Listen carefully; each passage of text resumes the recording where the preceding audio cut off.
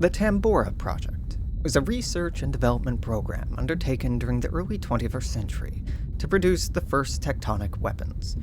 It was led by the Empire of Japan in collaboration with the Republic of Indonesia.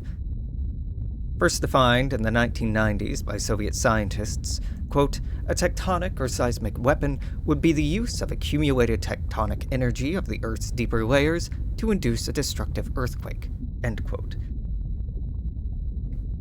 In this definition, the Soviet scientists described the objective of inducing an earthquake to be extremely doubtful. Nevertheless, the location of many co-prosperity sphere members along the circum-Pacific belt, the so-called Ring of Fire, and the close proximity of Synfaxi outgrowths led to the creation of the Japanese-Indonesian Tea Research Program, more commonly known as the Tambora Project, whose project namesake was the 1815 eruption of Gunung Tambora in Sumbawa, in south-central Indonesia. Tambora was, until the end of the Second Synfaxi War, the largest recorded volcanic eruption on Earth in human history. A tectonic weapon functions by creating a powerful charge of elastic energy in the form of deformed volume of Earth's crust in a region of tectonic activity. This then becomes an earthquake once triggered by a nuclear explosion in its epicenter. Nuclear explosions, while capable of triggering earthquakes within a few dozen kilometers, trigger earthquakes much smaller in force and magnitude than the nuclear weapon itself. However, in some circumstances, like those conducted in underground nuclear tests, they are capable of producing fault ruptures of well over a kilometer in length. This nuclear trigger, combined with a lava dome or stratovolcano sufficiently destabilized and pressurized through extensive hydraulic fracturing and drilling, is able to, in some cases, induce an immediate, catastrophic eruption. While an international treaty prohibiting the development or use of hostile environmental modification techniques was signed by several dozen League of Nations members in the late 1970s, its adoption was far from unanimous. The Empire of Japan and Republic of Indonesia, both co-prosperity sphere members, were not signatories, and international enforcement of the treaty was non-existent. The initial development phase of the Tambora project lasted 5 years, from April of 2002 until August of 2007. During this phase, the initial test volcano, Mount Mikan in Hokkaido, Japan, was saturated through the injection of pressurized liquid into its bedrock and destabilized through drilling sites and mining operations designed to engineer severe seismic activity as the result of the nuclear detonation trigger. The result was the first successful anthropogenic volcanic explosion.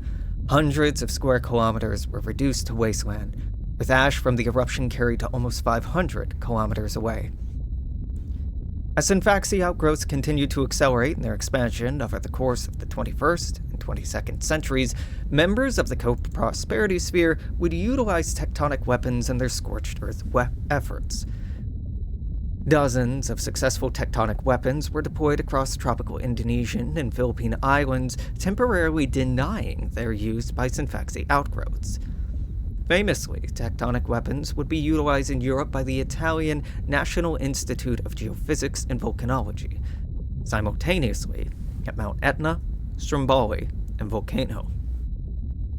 The Communist International and Atlantic Treaty Organization issued a joint condemnation, though pursued no recourse through the League of Nations. When Vesuvius was detonated in the last years of the evacuation, no formal protest was issued. In 2180, American volcanologist John Alexander Davidson from the Extreme Heat Research and Engineering Laboratory on Lowell in the Independence System published a damning paper utilizing surviving seismological records from the period of the Terran Interregnum and early interstellar age. In this paper, Dr. Davidson found that the Sphere Tectonic Weapons Program may have been successful deployment rate as low as 23%. With the vast majority of its deployment sites being overrun or failing to detonate due to insufficient destabilizing efforts. The Imperial Research Institute of Earthquake and Volcano Geology has, to this day, refused to comment. The rapid course of the Second Sinfaxi War did not allow sufficient time to deploy tectonic weapons in a timely or effective manner. Every human power capable had by 2150 at least begun to prepare their own. While ultimately futile, these efforts did result, in combination with severe seismic impact of the detonation of the entirety of humanity's nuclear arsenals on Earth, in the largest and most pronounced period of volcanic activity seen on Earth since the end of the Permian. Over the last century, tectonic weapons have largely been regarded as a tool for which there is no longer a use. In any armed conflict between human powers, the excruciatingly slow and labor-intensive effort to destabilize a volcano would be prohibitive in anything except a dramatic, catastrophic last stand. Still, for every deadly earthquake or volcanic eruption across the Orion Arm, conspiracy theorists cast blame with delusional paranoia enemies, imagined and real.